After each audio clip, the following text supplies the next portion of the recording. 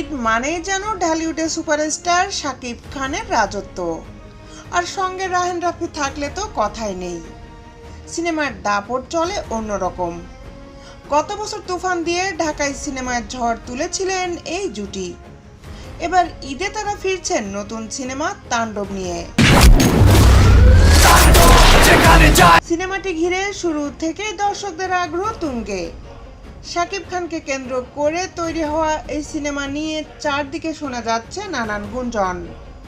বিশেষ করে পর্দায় তার সঙ্গে কে স্ক্রিন শেয়ার করছেন তা নিয়ে চলছে জোর আলোচনা। প্রথমে গুঞ্জন উঠে তাণ্ডবে শাকিব খানের সঙ্গে অভিনয় করছেন আফরান নিশো। পরে শোনা যায় নিশোর বদলে সিনেমায় থাকছেন সিয়াম আহমেদ। এরই মধ্যে খবর রটে নিশোর একটি ক্যামিওর জন্য রাফির উপরে নাখোশ হয়েছেন শাকিব।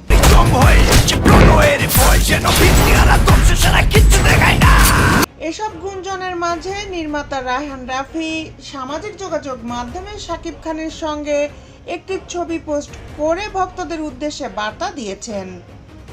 শনিবার 31শে মে ভারতে তোলা ছবিটি পোস্ট করে তিনি লেখেন, আমরা একসাথে যা করতে পারি একা কখনোই তা সম্ভব নয়। সমালোচকদের উদ্দেশ্যে তিনি আরও লেখেন, চিলে কান নিয়ে গেছে ভাবলে চলবে না, তার আগে কান স্পর্শ করে দেখতে হবে আদৌ চিলে কান নিয়ে গেছে কিনা।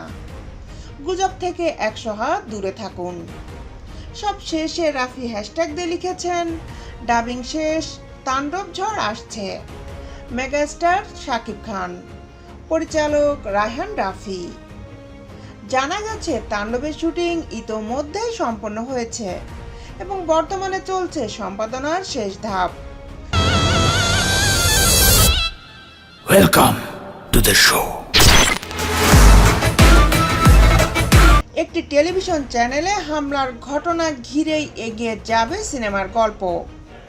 ছবির কাহিনী রচনা করেছেন পরিচালক নিজেই, আর চিত্রনাট্য যৌথভাবে করেছেন আদনান আদিব খান ও রায়হান রাফি।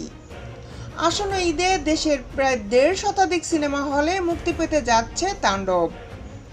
এটি হতে যাচ্ছে এবারের ঈদের সবচেয়ে বড় বাজেটের ও তারকাবহুল সিনেমা, যেখানে প্রথমবারের মতো শাকিব খানের সঙ্গে দেখা যাবে ছোট পর্দার জনপ্রিয় অভিনেত্রী সাবিলা নূরকে। দেশ বিদেশের আপডেট নিউজ পেতে আমাদের সাথেই থাকুন। Justice television, Dhaka.